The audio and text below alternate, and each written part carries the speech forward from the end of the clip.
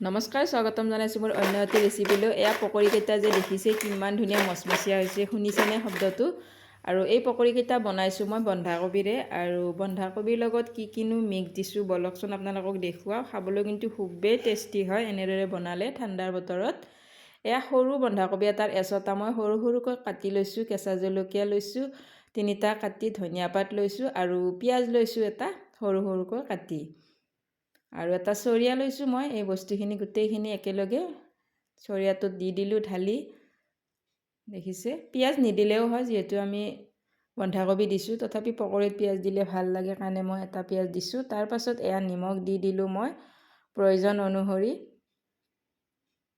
নিমখ দি মই ভালদৰে সানি ল'ম বন্ধাকবিখিনি যাতে কোমলি আহে। নিমখেৰে ভালকৈ মোহাৰি দিব বন্ধাকবিখিনি, যেতিয়া যিমান পাৰে কোমলি যায় সিমানেই ভাল।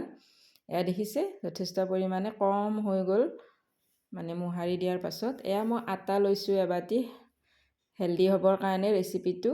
আপোনালোকে ময়দাও ল'ব পাৰে, বেচনো বেছিকৈ ল'ব পাৰে। মই আটা দিছোঁ যিহেতু হেল্ডি হ'বৰ কাৰণে। আৰু এয়া যিখিনি বন্ধাকবিৰ পানী আছিল সেই পানীখিনিতেই মই আটাখিনি সানি ল'লোঁ। তাৰপাছত মই এয়া দিছোঁ খোৱা ছ'ডা অকণমান। তাৰপাছত মই এতিয়া আকৌ অকণমান সানি ল'ম। ছ'ডা নিদিলে মচমচীয়া নহয়, একেবাৰে সেমেকি থাকিব, সেয়েহে মই অকণমান ছ'ডা দিলোঁ। তাৰপাছত আৰু অকণমান পানী দিছোঁ, সেইখিনি যিহেতু মই বন্ধাকবিৰ পানীৰে সানি লৈছিলোঁ। এতিয়া মই ঠাণ্ডা পানী অকণমান দি আকৌ সানি ল'লোঁ। এয়া দেখিছে, এনেদৰে বনালে পকৰীকেইটা কিন্তু খাবলৈ খুবেই সোৱাদ লাগে। আৰু যিহেতু পকৰী বুলি ক'লে বেচন মেইন, গতিকে মই বেচন এচামুচ দিলোঁ ডাঙৰ চামুচ এখনেৰে, আৰু এচামুচ দিলোঁ, মুঠতে মই 2 চামুচ বেচন দিলোঁ।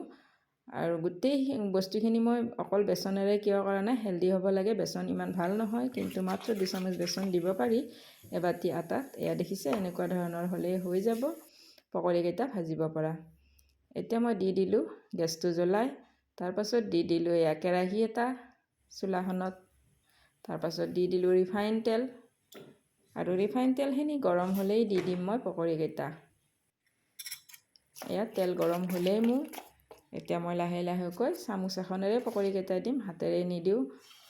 আপোনালোকে হাতেৰেও দিব পাৰে। আৰু মই বেছি সৰু নকৰোঁ, কাৰণ কিয় ঘৰতে খাম যিহেতু। চামুচখনেৰে ডাঙৰ কৰি দিছোঁ, আৰু ফুলি আহি আৰু বেছি ডাঙৰ দেখা হৈ যায় পকৰীকেইটা। ফ্ৰেণ্ডছ, মোৰ যদি ৰেচিপিবোৰ চাই ভাল লাগে তেন্তে এটা লাইক কৰিব, কমেণ্ট কৰিব। চেনেলটোলৈ যদি নতুনকৈ আছে তেন্তে এটা ছাবস্ক্ৰাইব কৰিব। আৰু এনেদৰে ভাজি লওঁ অকণমান ৰঙচুৱা হোৱালৈকে। দেখিছে, আৰু যিহেতু বৰ্তমান ঠাণ্ডা অকণ পৰিছে, এনেকুৱা বন্ধাকবিৰ পকৰী খাই কিন্তু খুবেই সোৱাদ লাগিব।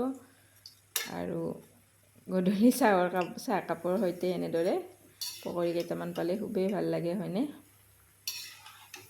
গতিকে হেল্ডি এণ্ড টেষ্টি ৰেচিপি এনেদৰে ঘৰতে বনাই খাবচোন, বহুতেই ভাল লাগে। আৰু মই মিছা কথা কৈ ৰেচিপিবোৰ নিদিওঁ, মচমচীয়া হ'বলৈ যিহেতু অকণমান ছ'ডা দিবই লাগে, গতিকে মই আপোনালোকক দেখুৱাইছোঁ, ছ'ডাখিনি দিছোঁ। আপোনালোকেও এনেদৰে অকণমান ছ'ডা দিব, তেতিয়া ধুনীয়া মচমচীয়া হয়। শেষত চাবচোন, আৰু ফুলিও আহে ধুনীয়াকৈ পকৰীকেইটা। এনেদৰে মই গোটেইকেইটা ভাজি লওঁ। আৰু তেলটো কিন্তু নাযায়, যিখিনি তেল সেইখিনি থাকিয়ে যায়, কিন্তু অকণমান বেছিকৈ দিব লাগে পকৰী ভাজোঁতে বা পিঠা ভাজোঁতে। তেল যদি বেছিকৈ দিয়া হয় তেতিয়া তেল শুহি নাযায়, কিন্তু কমকৈ তেল দিলে বাৰ বাৰ দি থাকিব লাগে, তেলটো কমি যায়, শুহি যায়। এয়া গোটেইকেইটা মই এনেদৰে ভাজি ল'লোঁ, এবাৰকৈ 2বাৰ দি মই ভাজি ল'লোঁ। এয়া দেখিছে ইমান ধুনীয়া মচমচীয়া হৈছে, আপোনালোকে শব্দ শুনি ধৰিব পাৰিছে। আৰু মই এটা আপোনালোকক ভাঙি দেখুৱাম, চাবচোন কি ধুনীয়া মচমচীয়া হৈছে। এয়া খাই কিন্তু খুবেই সোৱাদ লাগে এনেদৰে। আৰু মোৰ ৰেচিপিটো কেনেকুৱা পালে জনাবলৈ নাপাহৰিব। Bye bye.